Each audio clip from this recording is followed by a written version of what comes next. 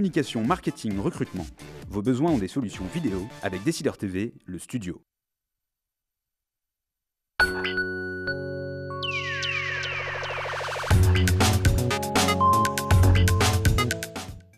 Bonjour et bienvenue à Décideur Politique, l'émission du JDD.fr et de Décideur TV. Nous recevons aujourd'hui Hervé Morin, bonjour. Bonjour Bruno Joly. Ancien ministre, député de l'Eure, cofondateur de l'UDI et toujours président du Nouveau Centre. Caroline Vigoureux a fouillé le net et nous dira tout à l'heure ce qu'on dit de vous sur Twitter, sur Facebook et sur la toile plus généralement. Alors avant de revenir sur l'actualité très dense du centre, on va d'abord commencer par le gouvernement et François Hollande qui aura donc mis 6 jours pour mettre un terme aux violents désaccords entre Cécile Duflot et Manuel Valls. Dans quelques jours, sans doute qu'on n'en parlera plus. J'allais vous demander au fond, est-ce que c'est si grave ? Le seul sujet, c'est que quand vous êtes au gouvernement, les gens vous demandent de bosser. C'est pas là pour attendre le commentaire sur le commentaire du commentaire et l'analyse et l'exégèse de tel membre du gouvernement sur tel autre discours de tel autre. C'est ça le vrai sujet, c'est que ça donne un sentiment qu'au lieu de se préoccuper de l'essentiel, on se préoccupe d'abord et avant tout de son rayonnement, de son positionnement politique, etc. Et puis, vous parlez là de Manuel Valls, de Cécile oui, Duflot, je de dis ce sentiment d'être en débat. Et puis, on connaissait la malheureuse Delphine Batho, elle a le malheur de ne pas peser beaucoup, elle est dégagée. Plus grave, de bien d'autres, Montebourg le premier par exemple, et rien ne se passe. Franchement, moi, la seule chose que j'ai rien de commun avec Mélenchon, mais le jour où il a dit François Hollande, c'est un capitaine de pédalo, je crois que jamais il n'a exprimé une idée aussi juste. Et l'opposition dénonce des affrontements jamais vus sous la Ve République. Est-ce qu'il n'y a pas un peu une part d'hypocrisie puisqu'on voyait le même genre de confrontation entre ministres sous le quinquennat de Nicolas Sarkozy aussi? Ce qui est certain, c'est qu'il n'y a ni collégialité ni solidarité dans une équipe gouvernementale. Vos pires ennemis sont autour de la table. Quelle qu'elle soit, de droite ou de gauche, c'est ce que vous dites. En politique, vous avez beaucoup plus à vous méfier de vos amis qu'à vous méfier de vos ennemis. Hein. Voilà, mais il faut qu'il y ait un patron qui très rapidement est en mesure de pouvoir siffler et de dire ça suffit, la partie Hollande finie. n'est pas patron ? Non, il n'est pas patron, il est premier secrétaire du PS, jouant les influences. Il me fait penser à un mauvais arbitre de football. Je ne sais pas si vous aimez le football. Si. Vous savez, l'arbitre qui siffle un penalty injustifié, et qui, par compensation, va siffler un penalty pour l'autre équipe, celle qui a subi sa mauvaise décision, quelques temps après. Et donc, finalement, on a deux mauvaises décisions. Ben, toute la politique de Hollande, elle est comme ça. Et son comportement en tant que patron de la majorité ou patron du gouvernement, c'est la même chose. Mauvais arbitre de football, donc. La contestation grandit aussi sur un autre sujet. Alors, on a vu les Roms, on a vu le travail du dimanche. Il y a la mise en place des rythmes scolaires où là, on sent monter une grogne chez les enseignants, chez certains parents d'élèves. Alors, à vérifier tout ça, ça fait peu de temps. Est-ce que c'est normal pour vous Au fond, est-ce que c'est pas normal qu'une réforme d'ampleur mette du temps à s'installer? Sauf qu'elle est anecdotique, la réforme. Là, le vrai sujet sur lequel... C'est ça qui est extraordinaire dans cette réforme. Tout le monde a le même constat, droite et gauche. Tout le monde fait des propositions pour l'allègement des rythmes scolaires et pour l'allongement de la durée de scolarité, puisqu'il faut l'un et l'autre. Et on dit tous, durant la campagne présidentielle, il faut réduire les programmes, il faut allonger l'année scolaire, il faut limiter la journée scolaire. Non. Et finalement, on arrive à une réforme qui mécontente à peu près tout le monde, qui va coûter extrêmement cher, On parle de 2 milliards. Je ne sais pas combien ça a coûté, mais moi, j'ai fait les comptes. Je suis maire d'une commune, je suis président d'une intercommunalité. C'est une réforme impossible à mettre en œuvre. Je vous donne simplement ce que ça peut représenter pour un élu rural. Comment trouver les compétences, la matière grise, pour assurer 30 minutes ou 40 minutes de périscolaire 2 fois par semaine? Où vais-je trouver des profs de musique, des profs de sport qui vont venir 40 minutes dans mon école? Deuxièmement, je n'ai pas les équipements. Troisièmement, c'est un coût de plusieurs dizaines de milliers d'euros sur un petit canton de 5500 habitants. Et enfin, si je cumule les rythmes scolaires et la problématique du transport scolaire, c'est une équation impossible. Et donc, c'est typiquement la réforme qui a été mal pensée. Pourquoi elle a été mal pensée? Parce qu'elle a été pensée du haut. Elle a été pensée par une pseudo-concertation nationale entre les syndicats et le ministre de l'Éducation nationale. Alors qu'au contraire, il aurait fallu fixer un cadre et donner l'autonomie aux établissements pour construire, avec les parents d'élèves et les municipalités, une vraie réforme des rythmes scolaires. C'est comme ça que doivent être conduites les réformes aujourd'hui. C'est fini le schéma vertical où tout procède du haut. Il faut au contraire donner de l'oxygène, d'où notre projet politique qui consiste à donner l'autonomie aux établissements scolaires et donner de l'oxygène pour qu'ils puissent construire leur projet éducatif. Il y a eu une passe d'armes assez virulente mardi à l'Assemblée nationale entre l'UMP et le ministre de l'Éducation Vincent Peillon. Et Nathalie Kosciusko-Morizet a demandé au ministre de cesser ses expériences sur nos enfants. Est-ce que la droite ne va pas trop loin en instrumentalisant le débat? Vous voulez que je vous donne une expérience concrète et pratique d'une mère de famille que je rencontrais ce matin, dont les 2 enfants sont scolarisés dans le 17e arrondissement. Ils ont 2 activités de 40 minutes qui sont des activités insignifiantes. Des jeux, voilà, des jeux du dessin. Et du dessin.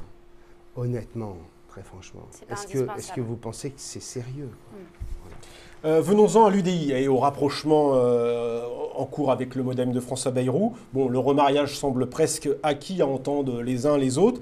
Mais je voudrais savoir où est-ce qu'on en est dans la rédaction de la charte. Alors je rentre dans le détail, qui scellerait cette alliance. Sera-t-il mentionné noir sur blanc que le centre aura un candidat à la présidentielle en 2017? Bien entendu.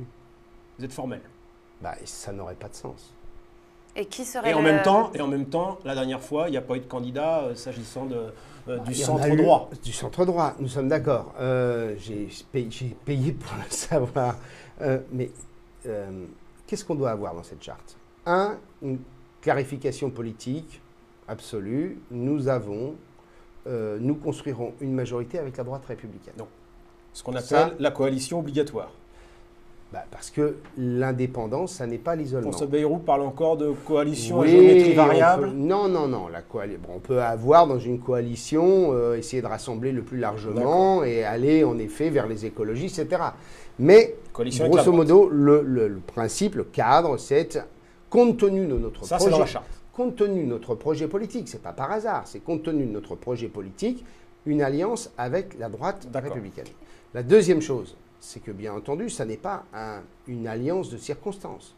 Donc, c'est une alliance pour le long terme. Alliance qui doit être une alliance souple, où on doit délibérer, discuter, être en situation de conduire les grands arbitrages de cette famille centriste rassemblée, et enfin, porter un projet politique pour la grande échéance, cette échéance folle qui est l'élection présidentielle. Alors justement, pour la fameuse grande échéance folle, qui serait le meilleur candidat du centre, Bayrou, Borloo ou pourquoi pas vous-même? Eh bien, les choses doivent être simples. Nous arrêterons simplement l'idée qu'il y aura un mode de sélection. Une primaire, par exemple? Oui, appelons-la primaire puisque c'est devenu le mot, mais nous aurons un mode de sélection propre aux centristes, pas dans une avec l'UMP, primaire avec l'UMP qui d'office nous amènerait à, compte tenu de la différence de nombre de militants, qui grosso modo serait une primaire perdue d'avance et donc qui serait un premier geste de renoncement. Donc d'être dans une primaire du centre permettant de dégager un candidat à l'élection présidentielle. Et qui est selon vous le meilleur candidat? Vous savez, 2013, c'est à 3 ans, disons, de la primaire. Si on vous avait posé la question en 2008, personne n'aurait cité François Hollande. Une question plus personnelle, Hervé Morin. On a l'impression quand même que finalement, dans ce rapprochement-là, un peu surprise entre le centre droit et puis François Bayrou, on a l'impression que c'est plus facile pour vous, au fond, de parler avec Bayrou, de reparler avec Bayrou, que ça l'est avec Jean-Louis Borloo. On a l'impression que c'était plus complexe avec Borloo. Avec François Bayrou, on avait une histoire qui était une histoire d'affection, c'était pas simplement une histoire politique. Moi, je l'ai dit à un de vos confrères, le jour, nous avons commencé à nous reparler régulièrement à partir du mois d'août, on s'est vu début septembre, et lorsqu'on s'est vu la première fois à une table de café, c'est comme si on s'était quitté la veille. On se comprend tout de suite. D'accord. Et avec Borloo, c'est un peu plus compliqué quand même. Je ne dis pas que c'est plus compliqué, mais nous, on a eu 10 ans de compagnonnage absolu avec François Bayrou. Donc, on se connaît par cœur. D'accord. Un mot, est-ce que vous avez revu Nicolas Sarkozy? Vous avez été son ministre de la Défense? Oui. Oui. Non, vous ne l'avez jamais revu depuis qu'il a... Non, il m'a appelé à 2 reprises. J'ai été heureux de l'avoir au téléphone. Vous souhaitez qu'il revienne? Je pense que c'est pas une équation aussi simple que cela. L'idée qu'il y aurait un homme providentiel, à mon avis, ce sont des idées qui sont des idées d'hier. C'est terminé, cette construction de la société politique sur l'idée qu'il y aurait un chef capable de pouvoir emmener le pays vers des jours glorieux et radieux. Et donc, ce que je crois d'abord et avant tout, c'est qu'il a pour lui-même un vrai travail de reconquête aussi de l'opinion. D'accord. Caroline, donc, a fouillé le net et va nous dire ce qu'on dit de vous sur Twitter, sur Facebook. Alors, sur Twitter, à chaque fois que vous tweetez donc, sur François Bayrou, il y a des commentaires très critiques à son égard. Il est notamment qualifié de girouette, d'opportuniste. Un internaute assure même que s'il rejoint l'UDI, il rend sa carte d'adhérent. Qu'est-ce que vous lui répondez? Je lui réponds que s'il est vraiment centriste, il a envie d'avoir une famille assez dense, crédible, capable d'incarner une alternative à l'UMP et au PS, et que cette alternative à l'UMP et au PS, ça passe par la recomposition de la totalité de la famille, et que honnêtement, François Bayrou a essayé un chemin qui était difficile. Il a essayé d'arracher le Parti socialiste à ses vieilles lunes, à l'extrême gauche, et de construire une nouvelle majorité, j'allais dire social-démocrate. Il s'est pris la porte dans la gueule. Ce n'est pas autre chose. Certains disent que c'est plutôt qu'il retourne sa veste en fonction des circonstances. Non, je dis qu'il n'a pas été payé vraiment de sa tentative de transformer la vie politique française. Alors sur votre page Facebook, cette fois, un internaute vous reproche d'avoir oublié ce que vous disiez en janvier 2012 sur François Bayrou, lorsque vous le qualifiez d'escroquerie intellectuelle totale. Vous avez changé d'avis depuis? J'ai dit que c'était une escroquerie intellectuelle totale, j'imagine, lorsqu'on évoque l'idée que l'indépendance, c'est l'absence d'accord avec les autres. Quand on est indépendant, on est au contraire en capacité de passer un accord avec les autres. Pourquoi j'ai dit ça? Parce que je pense que l'idée d'une troisième voie sous la Ve République, d'une troisième voie indépendante, seule contre les autres, ça ne marche pas. Et que vous devez accepter l'idée de vous confronter, bien entendu, à la totalité du champ politique, mais dans un accord de second tour. D'accord. J'imagine que ça devait être ça. Alors, le 17 septembre dernier, vous avez écrit sur Twitter « Fillon fait fausse route » après ses propos qui ont tant fait polémique sur le FN. Vous, quelle consigne de vote vous donnerez au second tour des élections municipales? Eh bien, je dirais simplement à mes électeurs une seule chose que François Fillon aurait dû faire, c'est regarder le programme de Marine Le Pen. C'est plus collectiviste que le programme du Parti socialiste. C'est, par exemple, l'augmentation des salaires minimums de 300 € immédiatement. C'est l'augmentation des petites retraites de plusieurs centaines d'euros. En matière de sécurité, aucune réponse réelle, sinon l'augmentation du nombre de postes de gendarmes et de policiers. Est-ce que François Fillon se retrouve dans un projet qui, certes, est formidable, mais qui ne correspond absolument pas à la situation économique, financière et budgétaire du pays? Si les gens sont attirés par le front, c'est d'abord et avant tout que nous n'avons pas été au rendez-vous des engagements que nous avons pris. Vous parlez des rendez-vous de 2007, entre 2007 et 2012. C'est pour ça que l'exercice et l'inventaire est une obligation. C'est parce que quand on a dit aux Français qu'on avait réglé les 35 heures, on n'a absolument pas réglé les 35 heures. Et quand Nicolas Sarkozy dit... quand on dit qu'on avait réglé la question du travail le dimanche, on voit bien qu'on ne l'avait pas réglé. D'accord. Et quand Nicolas Sarkozy dit celui qui voudra se faire élire en voulant revenir sur les 35 heures et imposer les 65 ans, c'est impossible de gagner? Moi, je dis que c'est plus anxiogène de refuser de dire la vérité. Et donc, pour le second tour, la réponse Front républicain ou pas? Mais il n'y a pas Front républicain. En plus de ça, c'est une équation qui n'existe pas. Je ne connais pas encore un sondage. Non, mais dans l'hypothèse... Il n'y a pas d'hypothèse. Ouvrir cette hypothèse est une hypothèse idiote. Il n'y a pas un sondage en France où la droite n'est pas qualifiée au second tour.